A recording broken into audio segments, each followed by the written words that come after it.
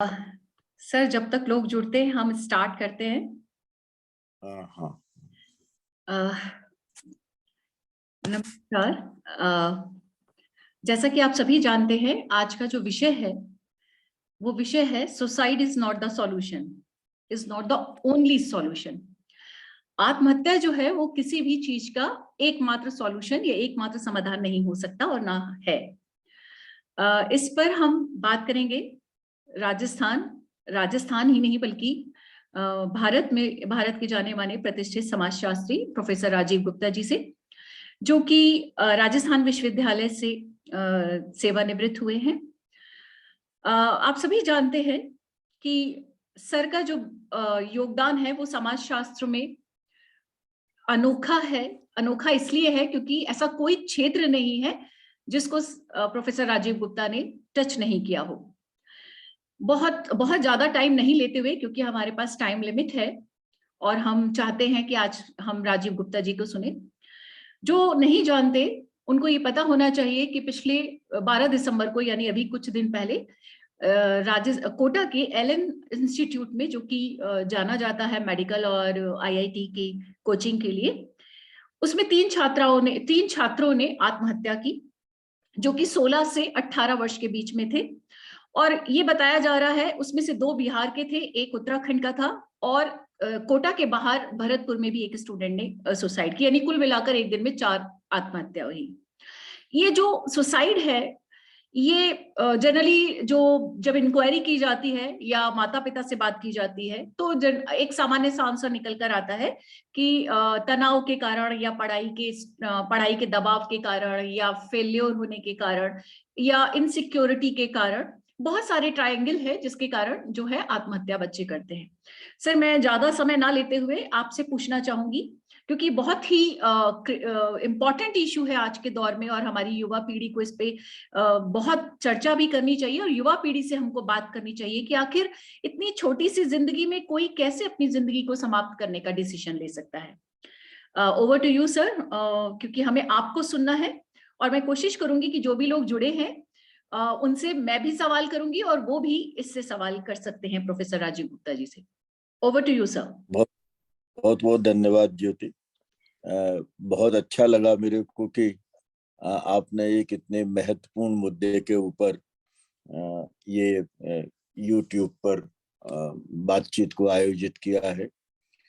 मेरे ख्याल से आज या कल कोटा के अंदर भी जो विभिन्न प्रशासनिक ढांचों से जुड़े हुए लोग हैं और वहाँ के मनोवैज्ञानिक सलाहकार हैं, वे भी इसके ऊपर बातचीत कर रहे हैं जी। और देश के अनेक सारे राष्ट्रीय अखबारों के अंदर कोटा की इन आत्महत्याओं को लेकर के एडिटोरियल लिखे गए हैं और आर्टिकल्स लिखे गए हैं। तो ऐसा लगता है कि इस मुद्दे की तरफ लोगों का ध्यान तो आकर्षित हुआ है। एक बात जो मेरे को समझ में आती है कि कोई भी आत्महत्या हो, वो चाहे विद्यार्थियों की हो या समाज के जो दूसरे सोशल कैटेगरीज हैं उनसे जुड़े हुए लोगों की हो, उन सबके पीछे बहुत सारे कारण वो होते हैं जो कि व्यवस्था के द्वारा उत्पन्न किए जाते हैं। और यहाँ व्यवस्था से मेरा अभिप्राय ये है कि जो राज्य के अपने ढांचे हैं और इसके साथ साथ समाज के जो संस्थाएं हैं, समाज के जो समूह हैं, वो सब एक जिंदगी को खत्म करने के लिए जिम्मेदार होते हैं। तो इसलिए केवल मनोवैज्ञानिक सलाहकारों के द्वारा इस पर बातचीत हो जाए या प्रशासन के द्वारा बातचीत हो जाए तो मुझे लगता नहीं कि इससे कोई समाधान निकलेगा, जब तक कि इसमें समाज के विभिन्न तबकों से जुड़े हुए लोगों को और समाज शास्त्र, अर्थशास्त्र, राजनीति शास्त्र, इन सब से जुड़े हुए लोगों को भी शामिल करने की जरूरत पड़ेगी। एक सवाल जो मेरे जेहन में विद्यार्थियों को लेकर के आया, और आज भी आपने देखा होगा शायद एक 9th या 10th क्लास की बच्ची ने भी आत्महत्या की है। ये जो एक बाजार का जो दौर चला है और उस बाजार के अंदर एक गला काट प्रतियोगिता है, जो गलाकाट प्रतियोगिता 1991 से ज्यादा शुरू हुई है और पिछले 5-1 वर्षों में उसकी अपनी रफ्तार बहुत तेज हो गई। कोविड के दौरान उसका थोड़ा सा ब्रेक लगा, लेकिन वो ब्रेक नकारात्मक साबित हुआ, क्योंकि डिप्रेशन, फ्रस्ट्रेशन, ये सारे मुद्दे कोरोना के पीरियड के अंदर हमारे सामने उभर करके आए। लेकिन एक चीज जो मुझे लगता है कि बाजार ने, जिसको हम कहते हैं ना राइजिंग एस्पिरेशंस, उनको बहुत ज्यादा बढ़ा दिया है। और उस राइजिंग एस्पिरेशन का संबंध है एकेडमिक करियर के साथ में। जितना अच्छा आपका एकेडमिक करियर होगा, उतनी ही आप अपनी आकांक्षाओं को पूरा कर लेंगे। और उस राइजिंग एस्पिरेशन को पूरा करने के लिए, एक अच्छा एकेडमिक करियर बनाने के लिए बाजार ने आपके सामने कहा कि आप तो पूरी तरह से जुट जाओ, उसमें किसी तरह की कोई कोताही बरतने की जरूरत नहीं है। और उसका नतीजा ये हुआ, मैंने देखा, जयपुर के अंदर भी देखा और कोटा के अंदर भी आप सभी लोग देख रहे होंगे। 14-14, 15-15 घंटे बच्चों को बाध्य किया जाता है पढ़ने के लिए। कोचिंग के संचालक भी करते हैं, हॉस्टल्स जिसमें वो रहते हैं उनके जो ओनर हैं वो भी उन बच्चों को इस तरह से प्रस्तुत करते हैं कि भाई देखो, तुम इस वक्त इतना पढ़ लोगे तो तुम्हारा करियर बन जाएगा। तो तुमको मतलब एक तरह से वो वॉच करते हैं कि वो बच्चे 14-14, 15-15 घंटे पढ़ रहे हैं कि नहीं पढ़ रहे हैं। यहाँ तक कि जो छुट्टियों के दिन होते हैं, संडे वगैरह के दिन, उस दिन जब बच्चों को खेलने के लिए या उनको मेंटल स्ट्रेस खत्म करने के लिए उनको एनकरेज किया जाए डिफरेंट एक्टिविटीज में काम करने के लिए, उस दिन ये सारे कोचिंग सेंटर्स उन बच्चों के एग्जामिनेशंस लेते हैं, उन बच्चों के टेस्ट लेना शुरू कर देते हैं। और जब वो टेस्ट लेना शुरू करते हैं और उसमें कुछ बच्चे अगर अनफॉर्चुनेटली थोड़े पिछड़ जाते हैं, तो उनके अंदर एक फियर ऑफ फेलियर जनरेट कर दिया जाता है। और जब वो फियर ऑफ फेलियर जनरेट किया जाता है और सबके सामने लाते हैं, तो फिर उनको अगर मार्क्स कम आए तो शर्मिंदगी उठानी पड़ती है जी। एक उनको गिल्ट महसूस होने लगता है। तो ये shame, guilt, frustration, depression, deprivation, ये जितनी भी कॉम्बिनेशंस हैं, ये कॉम्बिनेशंस बाजार ने उत्पन्न कर दिए, ये समाज ने उत्पन्न कर दिए, माता पिता ने उत्पन्न कर दिए, परिवार ने उत्पन्न कर दिए, पड़ोस ने उत्पन्न कर दिए, शिक्षकों ने उत्पन्न कर दिए। और उसके बाद में एक और नया दौर आया, राज्य ने और बाजार ने, दोनों ने मिलकर के एक नया शगुफा छोड़ दिया। उन्होंने कहा कि अगर आपको डॉक्टर बनना है, अगर आपको मेडिकल सेक्टर के अंदर जाना है, तो केवल 11th और 12th की पढ़ाई से ही काम नहीं चलेगा। जी। तो उन्होंने टफ सिलेबस बनाने शुरू कर दिए, एक ऐसा क्यूरिकुलम फ्रेम करना शुरू कर दिया जिस क्यूरिकुलम के अंदर उनको और ज्यादा पढ़ना है और ज्यादा पढ़ना है। तो मुझे लगता है कि जो कोटा है या जयपुर है ना, अब वो एजुकेशन के सेंटर नहीं है, जी। जी। वो कोचिंग के अब हैं, कोचिंग। और कोचिंग का मतलब ये होता है कि आप उस विद्यार्थी को पूरी तरह से तैयार करने पर तुले हुए हैं, और वो तभी तैयार हो सकता है जबकि वो लोनलीनेस को अपनी जिंदगी का हिस्सा बना ले और केवल एकेडमिक करियर उसके लिए महत्वपूर्ण हो जाए, पास होना केवल महत्वपूर्ण हो जाए, फेलियर जैसी कोई चीज उसके अपने जेहन में, उसके दिमाग में ना आए, तो संस्कृति भी खत्म है, फिर संबंध भी खत्म है, एक दूसरे के साथ लगाव भी खत्म है, मित्रों के साथ एक दूसरे से जो बातचीत होनी चाहिए और जिस तरह की बातचीत इस युवावस्था के दौर में होनी चाहिए, वो भी खत्म हो जाता है। ऐसा लगता है कि समूचे सौंदर्य शास्त्र को उनकी अपनी जिंदगी से बाहर करके उन्हें केवल और केवल कंपटीशन का हिस्सा बना दिया गया है। और एक ऐसा मतलब ऐसा प्रस्तुत किया जाता है उसके बारे में कि भाई अगर तुम ऐसा नहीं करोगे तो ऐसा हो जाएगा। एक और बात ज्योति सामने निकल करके आई है। मैं यहाँ जयपुर के अंदर कुछ विद्यार्थियों से मैंने जब इस संदर्भ में बात की, तो उनका कहना यह है कि सर अब हमको ना ये जो आईआईटीज और जो नए मेडिकल कॉलेजेस हैं, उन नए मेडिकल कॉलेजेस और आईआईटीज में भी कंपटीशन है। हम पुराने आईआईटीज में जाना चाहते हैं, हम एम्स में जाना चाहते हैं, हम रोहतक जाना चाहते हैं, जो पुराने मेडिकल कॉलेजेस हैं उनमें जाना चाहते हैं। नए मेडिकल कॉलेजेस में और नए आईआईटीज में उनको उसमें जाने में वो अपने आप को थोड़ा फ्रस्ट्रेट महसूस करते हैं। तो अब केवल कंपटीशन इन इम्तिहान में पास होने का नहीं है, अब कंपटीशन इसका है कि ऊपर वाली रैंक कितनी आती है, और वो बेस्ट क्यों है, क्योंकि वो एलिटिस्ट इंस्टीट्यूशंस है। तो उन इंस्टीट्यूशंस के अंदर आपके अगर एडमिशन हो जाए तो आपको लगता है कि भाई अब हमारी जिंदगी सुधर जाएगी। समाचार पत्रों ने और मीडिया ने एक और खतरनाक भूमिका निभानी शुरू कर दी। वो ये बताते हैं कि अगर आपने आईआईटी बॉम्बे से किया हुआ है, अगर आपने आईआईएम अहमदाबाद से किया हुआ है, अगर आपने एम्स से किया हुआ है, तो जो आपका पैकेज है वो 3 करोड़ रुपए का है, वो आपका 4 करोड़ रुपए का है। और उसको वो इतने आकर्षक ढंग से छापते हैं। ये जो जितने भी कोचिंग सेंटर्स हैं वो इन विद्यार्थियों की फोटोग्राफ छापते हैं। जो लोग उसमें टॉप लिस्ट में आए हैं उनके बड़े फोटो आते हैं, बाकी के छोटे छोटे फोटो आने शुरू हो जाते हैं। और इस तरह से हमारे सामने ऐसा लगता है कि हम इन सब चीजों को उपलब्धि के रूप में देखें। अपॉर्चुनिटी श्रिंक कर रही हैं, अवसरों की कमी है, सरकारी नौकरियां हैं नहीं, प्राइवेट सेक्टर के अंदर भी हमें अनेक तरह की चीजें देखने को मिल रही हैं।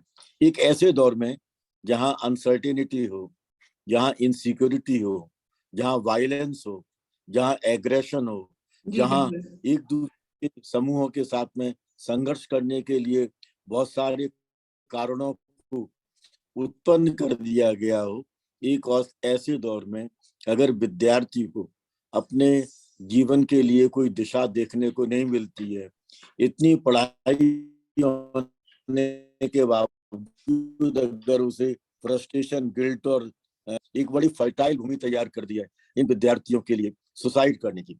और मुझे आज ऐसा महसूस होने लगा जब आपने मुझसे बात की इसके बारे में कि शायद इस बाजार ने हम में से हर एक में सुसाइडल टेंडेंसीज जनरेट कर दी। वो सुसाइडल टेंडेंसीज कब कॉन्क्रीट शेप लेकर के सुसाइड में कन्वर्ट हो जाती हैं ये कहना मुश्किल है। ये बचपन में भी हो सकती है, 9-10 साल के 12 साल के बच्चे भी आत्महत्या कर रहे हैं, और ये एजेड में भी हो सकती है, जहां परिवार अगर उनको फ्रस्ट्रेट करता है तो वो भी आत्महत्या कर लेते हैं। इसलिए आत्महत्या हमारी सामाजिक परिवेश का एक बहुत महत्वपूर्ण हिस्सा बन गई है। इसे कैसे खत्म किया जाए ताकि डेमोग्राफिक डिविडेंड हमारे सामाजिक विकास में, हम लोगों को चेतना देने में, हमें एनकरेज करने में, हमारे लिए सपोर्ट सिस्टम बनने में, उसमें भूमिका निभाए, ना कि ये कि इस स्टेज पर वो आत्महत्या करके अपने परिवार को अंधकार के गर्त में फेंक दें। जी बिल्कुल सर। सर आपने बिल्कुल सही कहा। हमारे साथ यहाँ कुछ ऐसे स्टूडेंट्स भी जुड़े हैं जो कि या तो यहाँ से पास आउट हो चुके हैं, इंजीनियरिंग कंप्लीट कर चुके हैं और अब एक जॉब में हैं, और कुछ ऐसे भी हैं जो अभी इंजीनियरिंग कर रहे हैं। मैं जो सवाल आपको पहले तो कुछ फैक्ट यहाँ बता रही हूँ कि मैंने जब अभी ये 3 सुसाइड हुई थी तो ये मेरा आग्रह है उन लोगों से भी जो सुन रहे हैं, क्योंकि अब मैं नेक्स्ट सवाल उन्हीं से भी करूंगी। मैंने जब यहाँ के कुछ स्टूडेंट से बात की इस सुसाइड के बाद, उन्होंने कहा कि यहाँ पर हम लोगों से एक बार में फीस ले ली जाती है ना, और 1 साल की फीस जो है एक बच्चे की, जितने भी कोचिंग इंस्टीट्यूट है वो वैरी कर सकता है। अगर बहुत बड़ा नाम है उस कोचिंग का तो 2 से 5 लाख है उसका सारा पैकेज, मतलब फीस का पैकेज, जिसमें वो हॉस्टल और सारे चार्जेस हैं उसके पढ़ाई के। और अगर कोई छोटा मोटा है तो 2 से 3 लाख हो सकता है। तो उनका ये कहना था कि पहला पॉइंट ये है कि हम स्ट्रेस में इसलिए आते हैं कि मान लीजिए मैंने एक बार फीस दे दी तो वो उसकी वापसी की कोई संभावना नहीं होती, मैं वापस नहीं ले सकता। वो तो वापस नहीं ले सकता। और मान लीजिए 1 महीने बाद या 2 महीने बाद मुझे ऐसा फील होता है कि मैं नहीं पढ़ पा रहा हूँ, या मुझसे ये कोचिंग नहीं हो रही है, या मैं आईआईटी या जो भी है वो फाइट नहीं कर सकता, या मेडिकल का टेस्ट नहीं फाइट कर सकता, या मैं नहीं कर पा रहा हूँ, या मैं स्ट्रेस में हूँ और मैं बैकआउट करना चाहूँ तो मैं नहीं कर सकता। क्यों नहीं कर सकता? क्योंकि एक साथ इन्होंने 2 से 5 लाख फीस ले ली है। अब वापस नहीं आती तो इनके बच्चे के ऊपर जो फाइनेंशियल जो क्रंच आता है वो ये आता है कि वो उनको लगता है हमारे बाप बाप ने तो इतना पैसा दे दिया। और ये केवल बच्चों का ही नहीं है, माँ बाप भी ये सोचते हैं कि भाई अब जब हमने इतना पैसा भर दिया अब तो तू पढ़। तो बच्चा एक तरह से फोर्स्ड हो जाता है पढ़ने के लिए, उसकी चाहे इच्छा हो या ना हो, या वो प्रेशर फील कर रहा हो। दूसरा उन्होंने बताया कि यहाँ जो हम चूंकि ज्यादातर बच्चे यहाँ से, मुझे पता लगा कि यहाँ 2 से 2.5 लाख बच्चा आता है हर साल जो बाहर से आता है ना। अब जो बाहर से बच्चा आता है नेचुरली वो यहाँ की कल्चर से, जैसे उत्तराखंड से है, बिहार से है, यूपी से है, हरियाणा से है ना, गोवा है, महाराष्ट्र है। तो जब यहाँ के बच्चे आते हैं तो कल्चरल भी नेचुरली प्रॉब्लम होती है कि कल्चरल एडजस्टमेंट या अकोमोडेशन उनका नहीं होता, खान पान है, लाइफ स्टाइल है, लैंग्वेज है। और सबसे बड़ी बात कि यहाँ इतनी दूर इनके साथ कोई शेयरिंग करने वाला नहीं होता, कोई इनको पूछने वाला नहीं होता। हॉस्टल्स के जो ओनर होते हैं वो भी सिर्फ हर महीने की अपनी जो उनकी फीस होती है उससे मतलब रखते हैं। बच्चा जो है कोचिंग गया कि नहीं, बच्चा बीमार तो नहीं है, बच्चा सुबह से शाम तक बाहर नहीं निकला है कमरे से, उससे वो लोग मतलब नहीं रखते। और दूसरा उसने कहा कि जो कमरे यहाँ दिए जाते हैं हॉस्टल्स में, क्योंकि नीचे ओनर रहता है या तो, और ऊपर सारे कमरे बना दिए जाते हैं, और वो एक छोटे से दड़बा शब्द अगर मैं इस्तेमाल करूं तो उस टाइप के होते हैं जिसमें ना वेंटिलेशन होती है ना लाइटिंग प्रॉपर होती है, और एकदम घोटू माहौल में वो लोग जीते हैं। तो ये उन्होंने कहा कि ये एक रीजंस होते हैं जिससे हम फ्रस्ट्रेटेड हो जाते हैं, या हम नहीं होते तो हमारे जैसे और साथी हो जाते हैं। और सबसे इंपॉर्टेंट चीज निकल के आई कि वो कम्युनिकेशन भी नहीं होता उनके अंदर। मतलब एक हॉस्टल में अगर 15 से 20 बच्चे रह रहे हैं तो आपस में बातचीत भी नहीं करते। सर मैं आपकी तरफ चलूं उससे पहले मैं गोवा से हमारे साथ जुड़े हैं रोहन। तो रोहन आप अपने आप को अनम्यूट कीजिए और मैंने जो चीज बताई उस पर मुझे बताइए आप क्या कहना चाहेंगे, क्योंकि आप भी कोचिंग में रहे हैं। रोहन, रोहन सुन पा रहे हैं? हेलो। हाँ बिल्कुल। हाँ हाँ रोहन। जी, तो जैसे आपने कहा कि मैं पहले तो वो हॉस्टल के बारे में पॉइंट हाँ छेड़ना चाहूंगा कि जो इन्वायरमेंट एकदम आपका ये रहता है कि वेंटिलेशन अच्छी नहीं रही, लाइटिंग अच्छी नहीं रही। तो हालांकि जैसे मेरे साथ तो बाय चांस ये बात हुई थी कि मेरे जो रूम्स मैंने यूज किए थे तो उसमें कोने वाला था कि लाइटिंग फिर भी मुझे अच्छी मिल गई। बट मैं ओवरऑल आपके इस पे मानूं सही बोलूंगा, क्योंकि मैंने कोटा से निकलने के बाद जब मैं अपना कॉलेज ज्वाइन किया था तो मैंने ये चीज अपने में बड़ी नोटिस की थी कि मैं बहुत एक एक्सट्रोवर्ट से इंट्रोवर्ट हो गया। मैं वहाँ ज्यादातर, क्योंकि कोटा में मेरे पास हॉस्टल में गिनती के 2-3 लोगों से बातचीत होती थी और हमारा स्कूल भी इतना जाना नहीं हो पाता था। तो वो बात कि लोगों से सोशलाइज करना वो वाली क्वालिटी रह गई थी। और फिर अंदर ही अंदर मुझे भी मतलब वो हो गया था कि बातचीत करने को कोई मिलता नहीं था। हमारे टाइम मुझे ग्रेजुएट करे हुए कोटा से निकले हुए भी अराउंड 12 साल हो गए। उस समय हमें फोन्स भी नहीं दिए गए होते थे, या एकदम सिंपल से वो नोकिया वाले फोन होते थे। तो वहां पे सिर्फ मम्मी पापा से हल्की फुल्की बात कर ली, नहीं तो ज्यादातर हमें टाइम अपना पढ़ाई में ज्यादा देना पड़ता था। तो ये ऐसी इसमें जब हम किसी और से बातचीत ना करें तो ऐसे कुछ ख्यालात आ सकते हैं बच्चों के दिमाग में। बट अगर हम, जैसे मैं फिर इंजीनियरिंग में जब गया तो क्योंकि वहां पे जो एक्चुअली इंडिया के कोने कोने से जो लोग आए थे उनसे इंटरेक्ट करने को मिला, तो वहां मुझे वो लगा कि जो कोटा में भी कई स्टेट से लोग आए और यहाँ पे भी कई स्टेट से लोग आ रहे हैं, बट जो एनवायरनमेंट है वो एकदम ऑपोजिट है।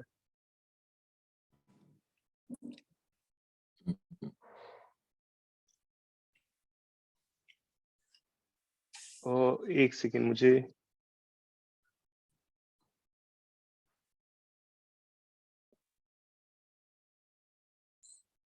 हेलो।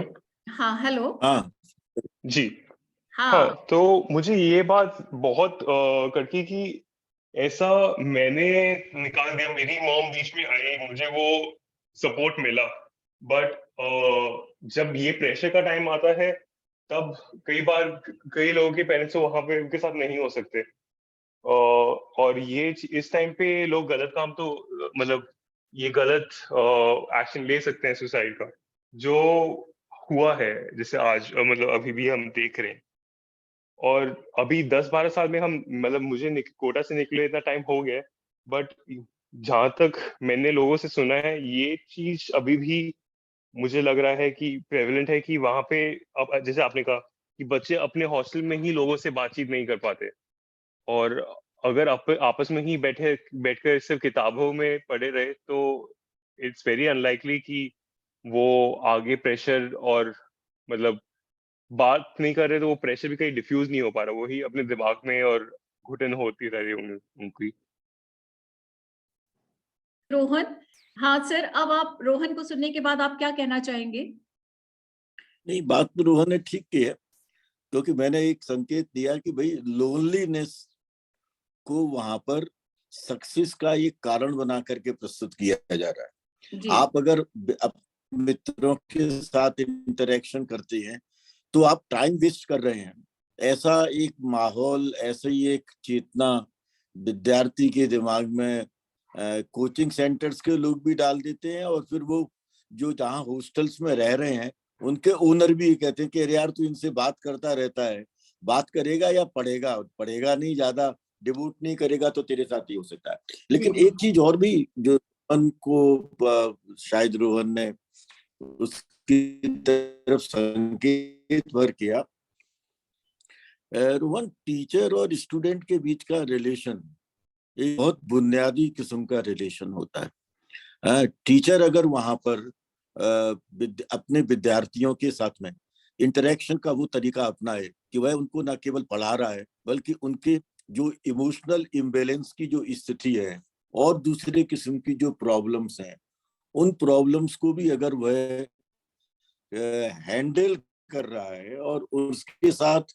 इंटरेक्शन करके उसको अगर वो रिड्यूस करने की कोशिश कर रहा है, तो हम आत्महत्या की संभावनाओं को बहुत सीमा तक रोक सकते हैं। मुझे लगता है कि कोटा के अंदर, में पता नहीं कोटा की स्थिति क्या है, लेकिन जयपुर में मैंने देखा है जो टीचर और स्टूडेंट का कोचिंग सेंटर्स में रेशियो है वो बहुत कम है। एक टीचर है और क्लास के अंदर 150-200 विद्यार्थी हैं, माइक पर पढ़ा रहा है, उसको पता ही नहीं लगता है कि आगे वाला कितना सुन रहा है और पीछे वाला कितना सुन रहा है। उसको बस इतना इतना पता है कि जिन जिन लोगों को पास होने की ज्यादा संभावना है उन्हें आगे की सीट पर बिठा दिया गया है या उनको पीछे बिठा दिया गया है, या जो लोग ऐसे हैं जो बहुत कमजोर हैं उनको एक अलग बैच बना करके उनको और जी जी रिडिक्यूल करने की स्थिति की जाती रही है। मैंने कहा ना, यही बाजार है, शिक्षा का बाजार। जो की हत्याएं है ना, ये सिस्टमिक हैं, ये व्यवस्था ने उत्पन्न किए हैं। ये इसके पीछे का कारण आप भले ही मनोवैज्ञानिक मान लें, लेकिन जो मनोवैज्ञानिक दबाव है वो भी सामाजिक विषमताओं के चलते, सामाजिक ऊंच नीच के चलते हुए उत्पन्न किया गया है।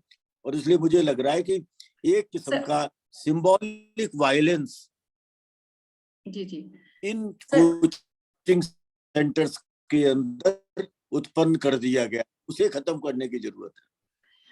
Thank you sir. Sir actual में टाइम लिमिट है।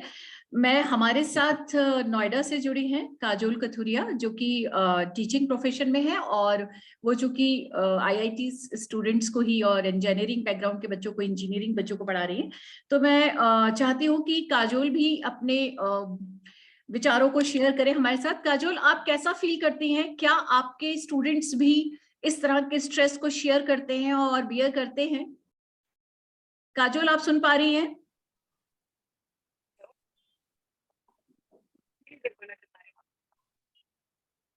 हेलो। ये मैं बिल्कुल सहमत हूँ।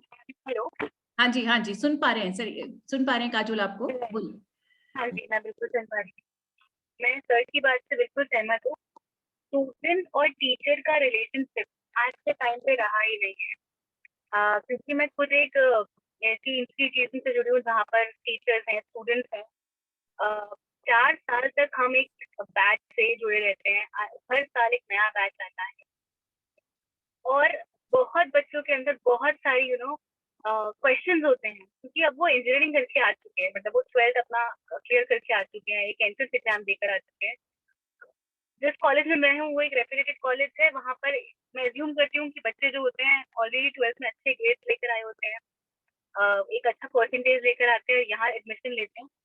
बट उनमें मैंने ये देखा है या नोट किया है कि ये बच्चे बहुत ही ज्यादा परेशान हैं मेंटल लेवल पे।